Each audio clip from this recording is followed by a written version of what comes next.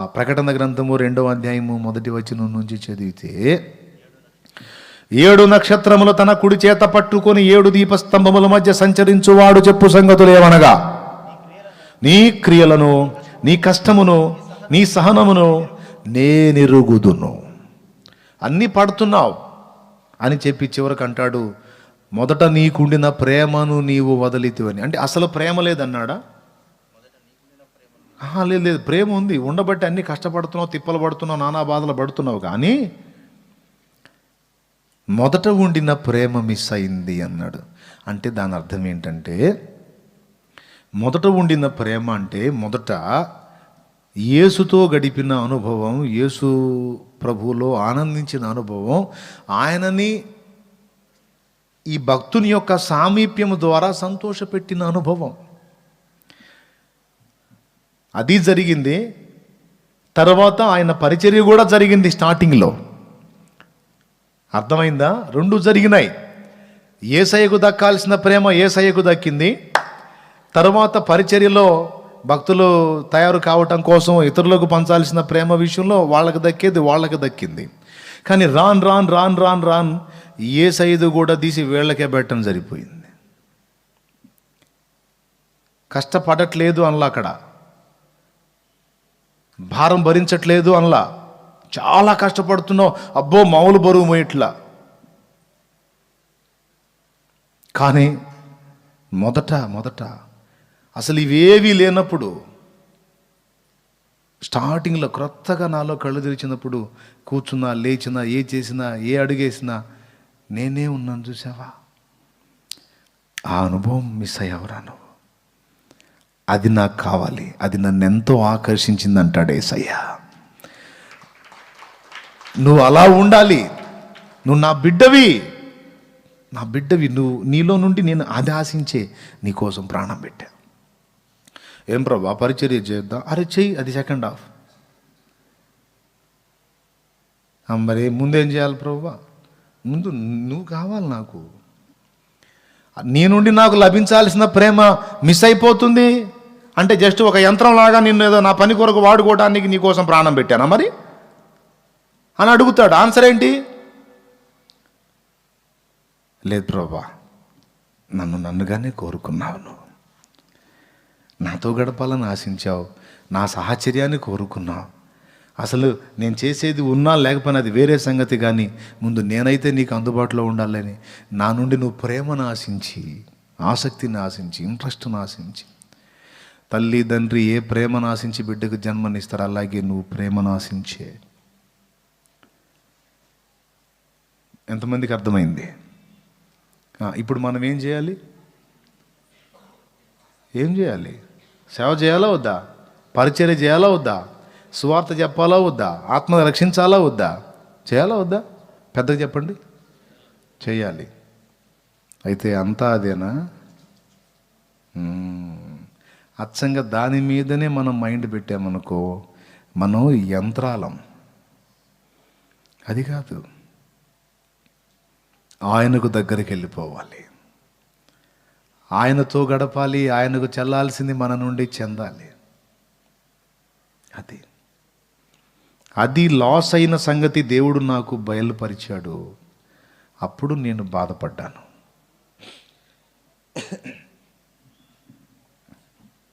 అది గుర్తించాను నేను దేవుని కృపలో. ఈరోజు కూడా నా ఫీలింగ్ అదే. ఇప్పుడు కూడా తిరుగుతూ ఉన్నాను, తిప్పలు పడతా ఉన్నాను, విరక్తి వస్తుంది నాకు. అవసరమైతే అన్నీ వదిలేస్తా ప్రభా, అన్నీ మానేస్తాను ఆయన, నీకు అందుబాటులోకి వస్తా ప్రభా, నీకు స్తోత్రం, ఏమైనా చేసుకోను ఆయన, విసుగు పుడుతుంది నాయన, నేను తిరిగి తిప్పలు పడ్డట్టుంది. కాదు ప్రభా, ఇట్లా కాదు, ఇక నీతోనే గడుపుతాను ఆయన.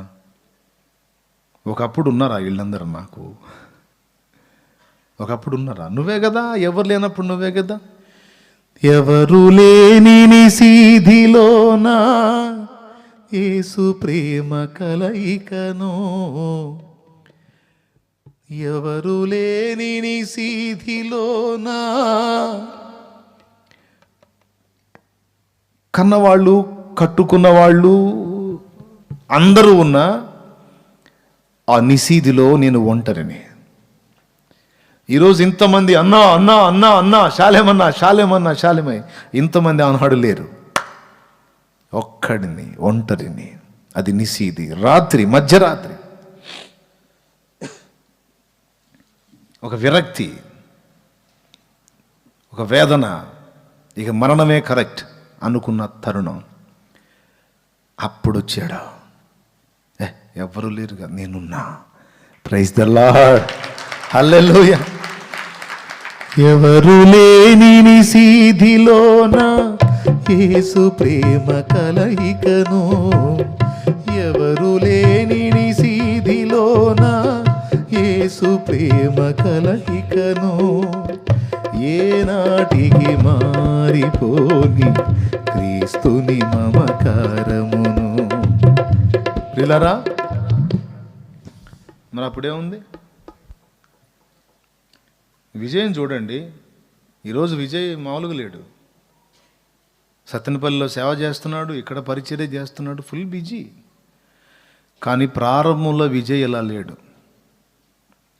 తనున్న ప్రాంతం నుంచి చెరువు కట్ట కనీసం 3 నుంచి 4 కిలోమీటర్లు ఉంటే ఒక డొక్కు సైకిల్ ఉంది.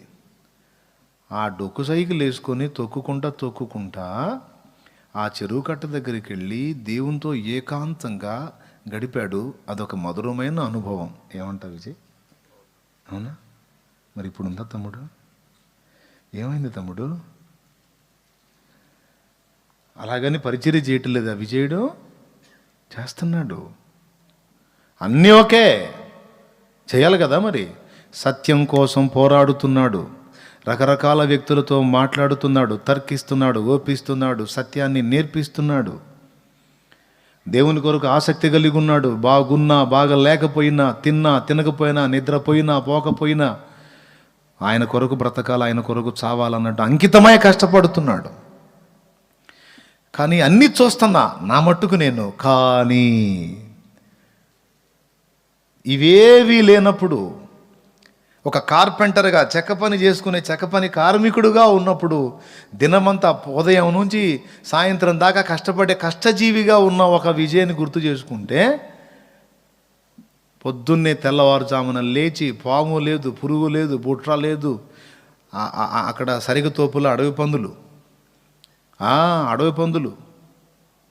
ఏవి పట్టల అలాగా పొలాలకు అడ్డం పడి సైకిల్ దొక్కుకుంటా డొంక రోడ్లో ఆ చెరువు కట్ట నేను చూసా. కానీ అనిపిస్తుంది, ఆ విజయ్ మళ్ళా నాకు కనపడతాడా అని. సో ఆయనను గురించి నేను అనుకున్నట్టు ఆ షాలేము రాజు నాకు ఇప్పుడు కనపడతాడని నా యేసు అనుకోడా?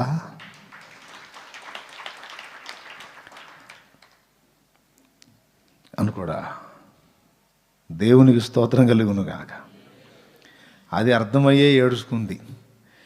వేకువ కోసం కావలివాడు ఆశతో వేచినట్లు, కలత నిండిన నా హృదయం నీకై చూచుచున్నది.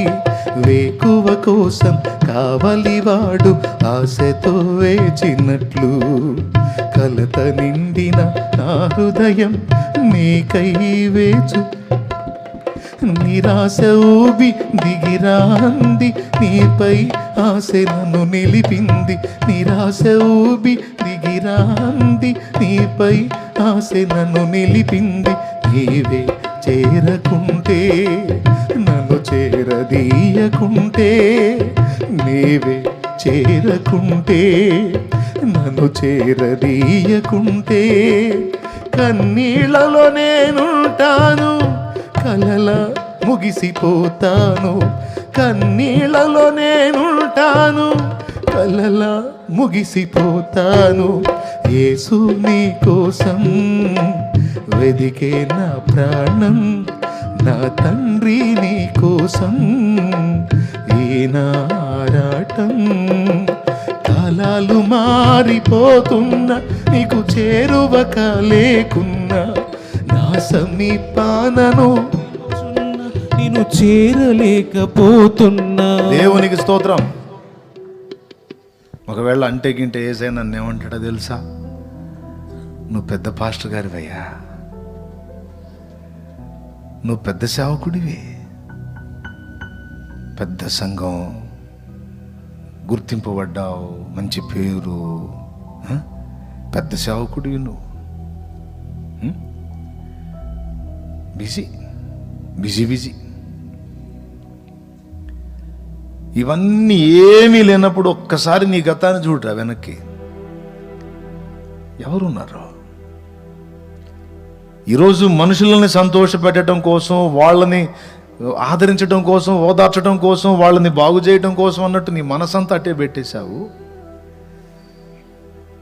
దాన్ని ఆ ప్రయాస ఫలించి కొంత గుర్తింపు లభించింది, కొంతవరకు ప్రఖ్యాతి గడించావు. తపం తీరిందా? ఇంకా ఇంకా ఇంకా ఇంకా ఇంకా అదే అయిపోయింది కదా నీ ప్రపంచం. నేను వెనక్కి అడుగేశానంటే అమ్మో నాకున్న వైభవం తగ్గిపోతుంది, నాకున్న గుర్తింపు లాస్ అయిపోతాను అని. ఎంత శ్రమ పడుతున్నావు నాన్న, రాత్రి పగల తేడా లేకుండా. ఏమాత్రం నేను వెనకడుగేసానంటే వేరే వాళ్ళు ముందుకెళ్ళిపోతారు, ఇక నేను కనపడకుండా అయిపోతాను, నాకున్న ఇమేజ్ తగ్గిపోతుందని దాన్ని జాగ్రత్త చేసుకోవటానికి ఎన్ని రకాలుగా ఫీట్లు చేస్తున్నావురా. మనుషులు గుర్తించారని వాళ్ళ వైపు నీ మనసు తిప్పి,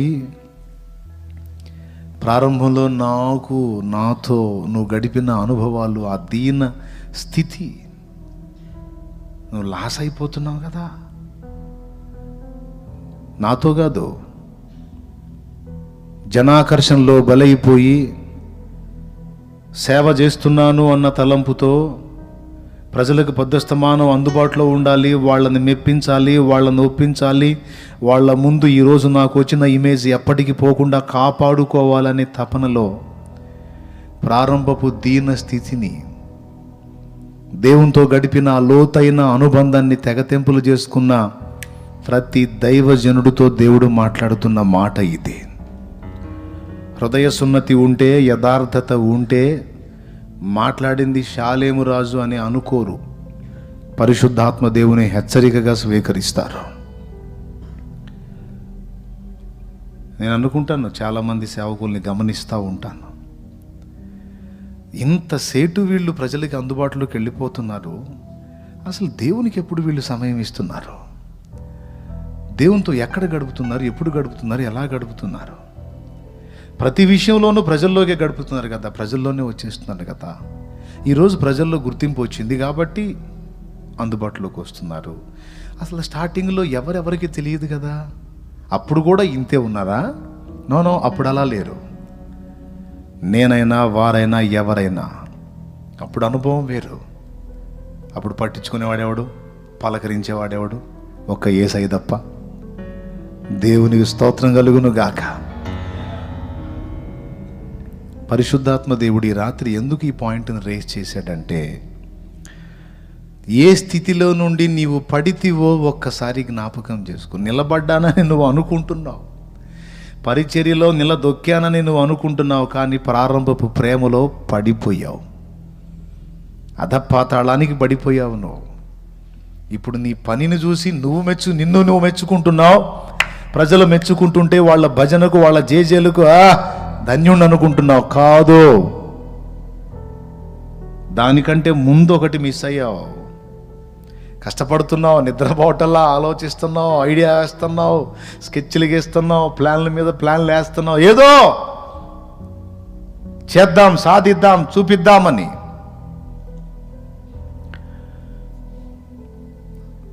మొదట నీకుండిన ప్రేమను వదిలేశావు. దాని విషయంలో నేను నిన్ను ఆరోపించాల్సి వచ్చింది. ఏమంటున్నాడో తెలుసా? ఏ దీపస్తంభం అంటే సంఘం, దేని వైపు దృష్టి పెట్టి నువ్వు నాతో సహజీవనాన్ని నిర్లక్ష్యం చేశావు, దేని మీద వ్యామోహం పెంచుకొని ఒకప్పుడు ఆత్మల సంపాదనగా ప్రారంభమైంది, ఈనాడు జీవపు డంబంగా మారిపోయింది. గుర్తింపు గోరి, ప్రజల మెప్పు గోరి, మనుషుల గొప్ప గోరి, పొద్దస్తమానం దాని మీదనే మనసు పెట్టుకొని మొదటి అనుభవాన్ని లాస్ అయిపోయి నాతో నువ్వు ఉండాల్సిన మెట్టుని దిగావు చూడు. ఏది నిన్ను నాకు దూరం చేసిందో అది నీకు దూరం అయ్యేటట్టు చేస్తానని వార్నింగ్ ఇచ్చాడు. నీ నిషా దించుతా, దించిన దాకా తెచ్చుకోవద్దు, జాగ్రత్త అని చెప్తున్నాడు ఎఫెసులో ఉన్న సంఘపు దూతకు. చెవులు గలవాడు ఆత్మస్వరం వినుగాక. హల్లెలూయా. చెప్పు, గట్టిగా చెప్పు. ప్రతి ఒక్కరూ ఈ సంవత్సరాంతపు రోజుకు ముందటి రోజున అది గుర్తు చేసుకోవాలి. యేసుతో సాహచర్యం పాతబడకూడదు, అది ఎప్పటికీ నిత్య నూతనంగా ఉండాల్సిందే. యేసుతో సహజీవనం పాతబడకూడదు. నువ్వు చేసే పని కోసం కాదు ఆయన నిన్ను కోరుకుంది, నీ కోసం. చెప్పు, ఎవరు కావాలి? నువ్వు చేసే పరిచర్య, నువ్వు చేసే పనా, లేకపోతే నువ్వా? నువ్వు చేసే పరిచర్య పెద్ద పోటు పొడుస్తావని నీ కోసం ప్రాణం పెట్టాడు. అందరు చెప్పండి ఒకసారి, నువ్వు పెద్ద పోటు పొడుస్తావనా నీ కోసం ప్రాణం పెట్టాడు? నో, నువ్వు ఆయన్ని ప్రేమిస్తావని, ఆయన సాహచర్యంలో ఆయన ఆనంద పెడతావని, నీలో ఆనందాన్ని కోరాడు. ఒక తల్లి బిడ్డ నుండి ఏం ఆశిస్తుందో, ఒక తండ్రి కొడుకు నుండి, కూతురు నుండి ఏం ఆశిస్తారో అదే యేసయ్య ఆశించాడు. నంబర్ 1 అది మొదటిది. రెండోది బాధ్యత. Praise the Lord. గట్టిగా చెప్పాలి. అంతే, అది చేయాలి, ఇది కూడా చేయాలి. ఏది చేయాలి? పరిచర్య చేయాలి. కానీ నంబర్ 2, సెకండ్, యేసుతో ఉండాలి. నంబర్ 1 అది పాతబడిపోయింది ఈరోజు చాలామంది భక్తి పరులకి. అందరి మైండ్ ఒకటే, పని మీద. పని నీకు విగ్రహం, పరిచర్య నీకు విగ్రహం. అదే డబ్బు విగ్రహం, పేరు గొప్ప విగ్రహం, పలుకుబడి విగ్రహం, అందరికంటే నేనే టాప్లో ఉండాలి అనే ఆ ఆశ ఒక విగ్రహం. నో, మనం మారు మనసు పొందాలి, దిద్దుబాటు చేసుకోవాలి, సరి చేసుకోవాలి. దేవుడు దుఃఖపడుతున్నాడు. మన పనిని బట్టి ఆనందపడటమేమో కానీ మన ఎడబాటును బట్టి ఆయన ఏడుస్తున్నాడు. ఈరోజు విజయ్ని గురించి నేను అన్న మాట, నన్ను గురించి ఒకవేళ దేవుడు అంటే, డొక్కు సైకిల్ తొక్కుకుంటూ తెల్లవారుజామునే లేచి 4-5 కిలోమీటర్లు విషసర్పాలు మార్గంలో, అడవి పందుల మార్గంలో, ఏం పర్వాలా ఆయనే చూసుకుంటాడు. వెళ్ళిపోయి దేవునితో గడిపినటువంటి ఆ విజయ్, ఆ దీనుడు, ఆ సాత్వికుడు ఈరోజు నాకు కనిపిస్తాడా? మళ్ళా నేను చూడగలనా అని నేను అన్నాను. అలాగని ఆయన సేవకుడు కదా, సేవ చేయట్లేదా? సూపర్గా చేస్తున్నాడు. పాస్టర్ విజయ్ ఈరోజు, దేవునికి స్తోత్రం. ఆనాడు కార్పెంటర్ విజయ్, ఈనాడు పాస్టర్ విజయ్. కానీ ఎక్కడో తేడా, ఎక్కడో మార్పు, ఏదో లాస్ అయింది. ఏం జరిగింది? ఏదో జరిగింది. మీరందరూ మీకు అందరికి వందనాలు. శాలేమన్ ఏంది చక్రం అక్కడే దిప్పుతున్నాడు అనుకోకండి. స్టాండే సైకిల్ దొక్కినట్టుందా ప్రసంగం? కీలకమైన విషయం కాబట్టి వేసా స్టాండు. దేవునికి స్తోత్రం కలుగును గాక. హల్లెలూయా. చెప్పు, గట్టిగా చెప్పు.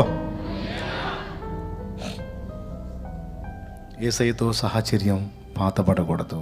గుండెల్లో ఆ దీనత్వం ఆనాడు ఎవరు పట్టించుకోవాలా.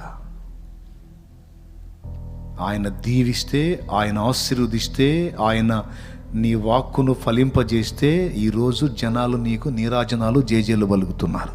దీని కారకుడు ఎవరు? ఆయన. అదేంటి మరి ఆయన పక్కన పెట్టి ఈ వీళ్ళ వైపు చూడటం? ఇది సౌలు అనుభవం కాదా? ఇశ్రాయేలు మీద రాజును చేసింది ఎవరు? సౌలుని. దేవుడు. చివరికి సౌలు ఎవరికి భయపడ్డాడు?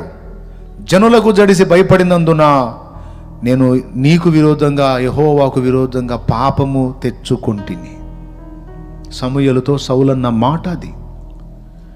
భయపడాల్సింది ఎవరికి? విధేయత చూపాల్సింది ఎవరికి? లోబడాల్సింది ఎవరికి? విలువనివ్వాల్సింది ఎవరికి? దేవునికి. మనుషులు కాదే సౌలును రాజుగా ఎంపిక చేసింది, దేవుడు కదా. సమూయేలుకు చెప్పి మరి నూనె పోయించి సామానులో దాక్కున్నోని కూడా పిలిపించి రాజుగా చూపించింది ఎవరండి? దేవుడు. ఘనపరిచింది ఎవరు? దేవుడు. లైఫ్ ఇచ్చింది ఎవరు? దేవుడు. ప్రజల చేత జేజేలు కొట్టించింది ఎవరో? దేవుడు. మరి ఎవరికి లోబడాలి? ఎవరికి విలువనివ్వాలి? ఎవరికి విధేయత చూపాలి? ఎవరికి భయపడాలి? ఎవరి సంతోషాన్ని వెతకాలి? అవన్నీ తీసుకెళ్ళి మనుషులకి ఇచ్చేశాడు సౌలు. జనులకు భయపడ్డాడు, దేవునికి భయపడటం మానేశాడు. దేవుని సంతోషాన్ని వదిలేసి జనాలు ఎలా చేస్తే సంతోషపడతారు? జనాల సంతోషం వెతకటం మొదలుపెట్టాడు. చివరికి అలా చేసి కూడా తను ఏమంటున్నాడు తెలుసా? నేను కరెక్ట్గానే చేశాను, నేను పర్ఫెక్ట్గానే ఉన్నాను అన్నాడు సమూయేలుతో. నా ప్రియ దేవుని బిడ్డలారా, లైవ్ వీక్షిస్తున్న సోదరి సోదరులారా, లైవ్ చూస్తున్న దైవజనులారా, తర్వాత చూడబోతున్న సేవకులారా, ఈ 2020 ఒక పాఠం నేర్పాడు తెలుసా? ఏ సంఘాన్ని చూసుకొని ఏ సంఘ ప్రజల యొక్క ఆకాంక్షలను కోరి టైం స్పెండ్ చేసావో 6 నెలలు వాళ్ళు నీకు అందకుండా చేశా, ఏమైంది నీ గతి అని క్వశ్చన్ చేస్తున్నాడు దేవుడు. ఏది నాయనా నీ సంఘం? ఏది నాయనా నీ పరిచర్య? ఎవరు దిక్కయ్యారు నీకు? నేనే. దేవుడు అంటున్నాడు. రైటే కదా? పాఠం ఏంటో తెలుసా?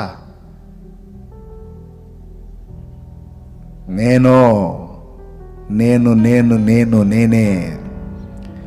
నేను నీకు మెయిన్ కావాలి. ఎప్పటికైనా దిక్కు నేనే. నీ ఆరంభం నేనే, నీ గమనం నేనే, నీ ముగింపు నేనే. ఒకవేళ విజయవంతంగా నువ్వు చేసి సఫలం కావాలంటే, బహుమతి పొందే సేవ నీకు నేర్పేది కూడా నేనే. నన్ను పక్కన పెట్టావేంట్రా?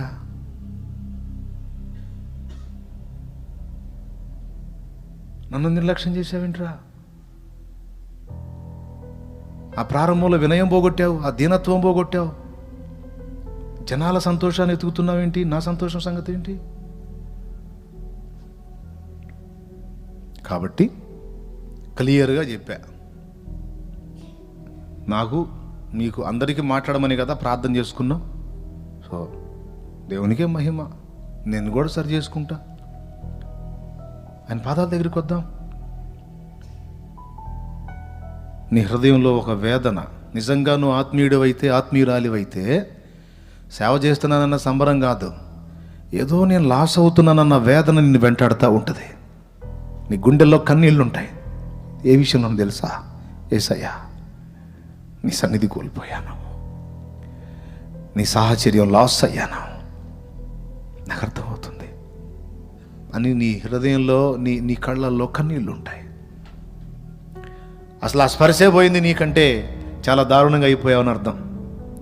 కొద్దిగా నీలో ఆ స్పర్శ ఉండి అప్పుడప్పుడు నీకు ఆ టైపు వేదన కలుగుతుందంటే, కొడిగట్టుకుంటున్న దీపంలాగా మిణుకు అంటున్నావు. పూర్తిగా ఆరిపోకముందే పరిగెత్తు ఆయన పాదాల దగ్గరికి. పరిచర్య చెడగొట్టట్లా, నేను పరిచర్య చెడగొట్టట్లా. విజయవంతమైన పరిచర్య, ప్రభు మెచ్చే పరిచర్య జరగాలి అంటే ఏం చేస్తే జరిగిద్దో ఆ రహస్యం చెబుతున్నాను నేను. దేవునికి స్తోత్రం కలుగును గాక. హల్లెలూయా.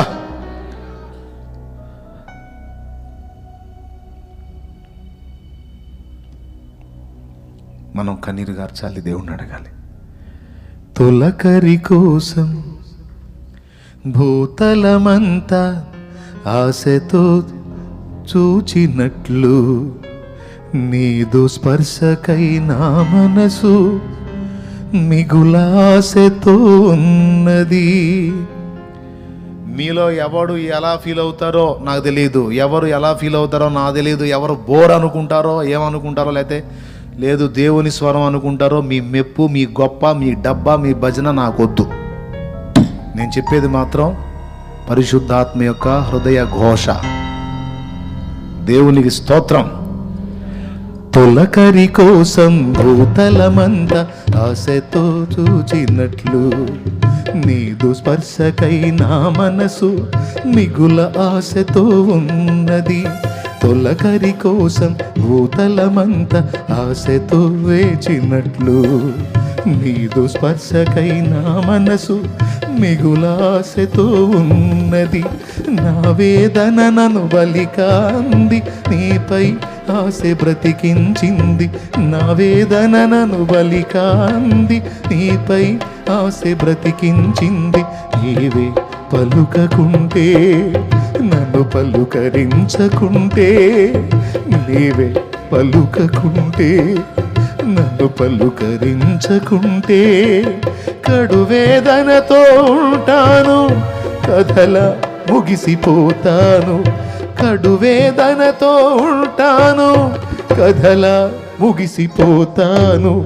యేసు నీ కోసం వెదికే నా ప్రాణం, నా తండ్రి నీ కోసం ఈ నారాటం. కాలాలు మారిపోతున్నా, నీకు చేరువక లేకున్నా, నా సమీపానను నిలుచున్నా, నిన్ను చేరలేకపోతున్నా. కాలాలు మారిపోతున్నా, నీకు చేరువక లేకున్నా, నా సమీపానను నిలుచున్నా, నిన్ను చేరలేకపోతున్నా. యేసు నీ కోసం వెదికే నా ప్రాణం, నా తండ్రి నీ కోసం ఈ నారాటం.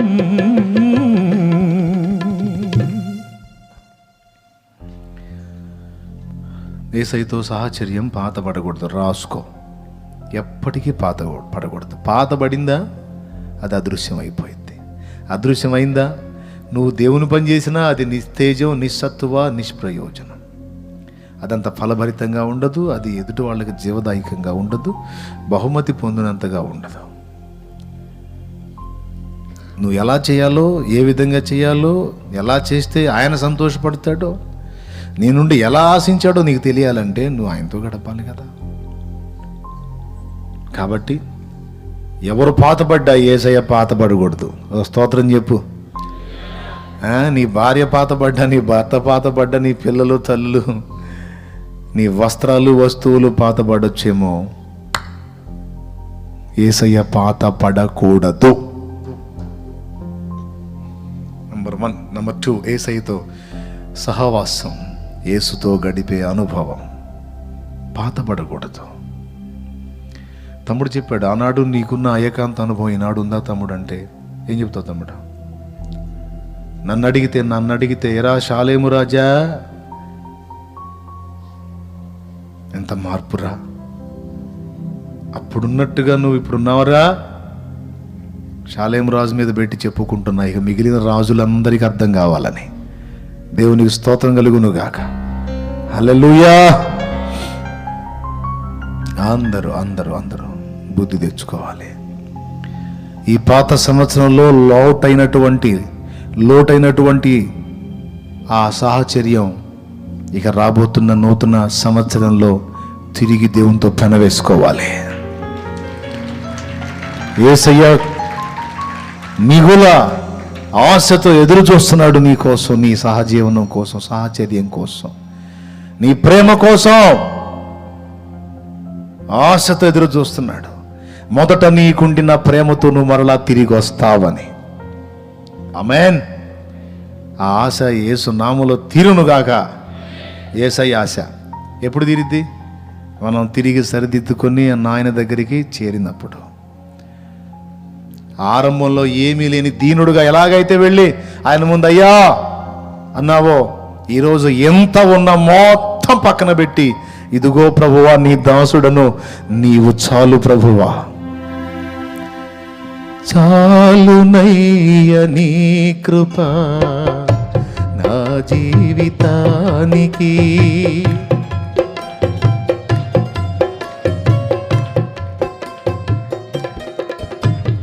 చాలునయ్య నీ కృప నా జీవితానికి. సాగిపోదు యేసయ్యా సాగరాలే ఎదురైనా, చాలునయ్య నీ కృప నా జీవితానికి.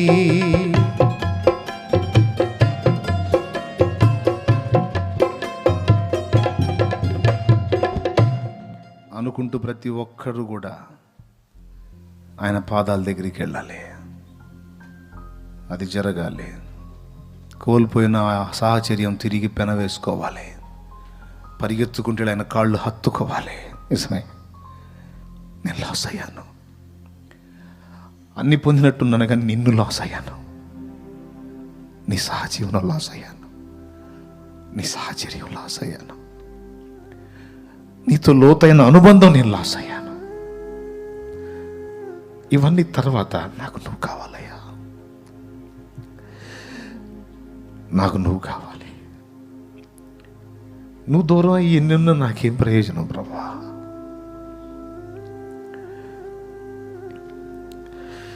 మేఘాలలోన మెరుపుంచినావు,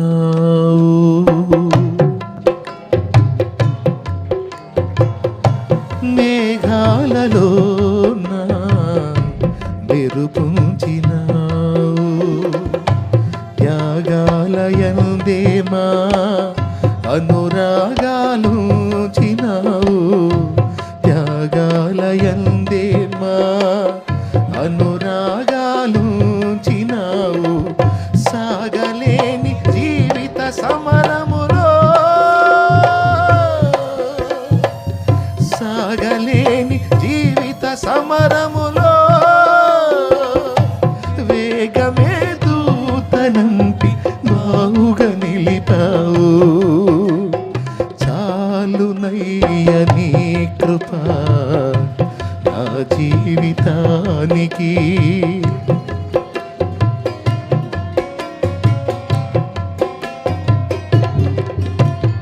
చాలునయ్య నీ కృప నా జీవితానికి. సాగిపోదు యేసయ్యా సాగరాలే ఎదురైనా, సాగిపోదు యేసయ్యా సాగరాలే ఎదురైనా, చాలునయ్య నీ కృప నా జీవితానికి.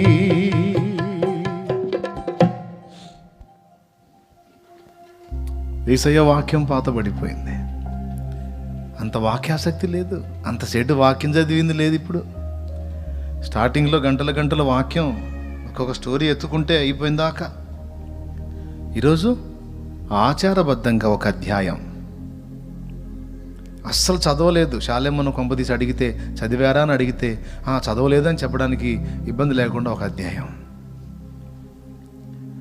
ఎవరైనా అడిగితే సిగ్గు కలగకుండాట్లు ఒక అధ్యాయం. ఒకనాడు అంటే ఏమైంది? వాక్యం పాతబడిపోయింది, యేసుతో సహజీవనం పాతబడిపోయింది, యేసు పాతబడిపోయినాడు. ఇక మిగిలినవన్నీ క్రొత్తమైనాయి. క్రీస్తు యేసునున్న నెలలో నూతన సృష్టి, పాతవి గతించెను, ఇదిగో సమస్తము క్రీస్తునందు క్రొత్తవాయెను. కానీ ఇప్పుడు క్రీస్తే, క్రీస్తు వాక్యం, క్రీస్తు సహజీవనం, క్రీస్తు సహచర్యం, క్రీస్తు గతించెను, ఇక మిగిలినవన్నీ క్రొత్తవాయెను అని క్రొత్త భాషను చెప్పుకునే దరిద్రగుట్టు స్థితికి దిగజారి పోలేదా ఆత్మీయత? మరి వెనక్కి చూడొద్దు, ఒకసారి చూసుకోవద్దు, పరిశీలన చేసుకోవాలి. మర్చిపోకండి, గుండెల్లో దాచుకోండి ఎప్పటికీ. ఎవరు నంబర్ 1? ఎవరమ్మా? ఎవరితో సహజీవనం? ఏం ఆశించి ప్రాణం పెట్టాడు? మన పరిచర్యనా, మన ద్వారా వచ్చే లాభాన్నా, లేకపోతే మనల్నా? పావురమా నీ స్వరము మధురము, నీ ముఖము మనోహరము. నీ స్వరం నాకు వినిపిస్తావా? నీ ముఖం నాకు చూపిస్తావా? పిల్లారా, ఒక్కసారి పరమగీతం 5 తీస్తారా?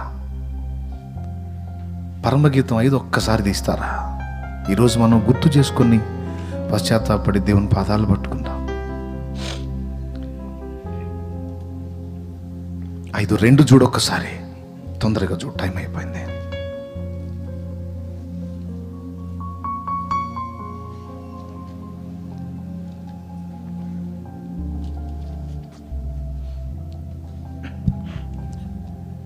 నేను నిద్రించితినే గాని నా మనస్సు మేలుకొని ఉన్నది. నా సహోదరి, నా ప్రియురాలా, నా పావురమా, నిష్కళంకురాలా, ఆలకింపుము. నా తల మంచుకు తడిసినది, నా వెంట్రుకలు రాత్రి కురియు చినుకులకు తడిసినవి. నాకు తలుపు తీయుమనుచు నా ప్రియుడు వాకిలి తట్టుచున్నాడు. Note this point. యేసయ్య తల మీద మంచు పడటం ఏమిటి, ఆయన వెలుపల నిడిచి తట్టడం ఏమిటి, ఆ కర్మ ఏమిటి ఆయనకి? అసలు ఆ పరిస్థితి వచ్చిద్దా యేసయ్యకి? ఊహించుదామా? అసలు వచ్చిద్దా?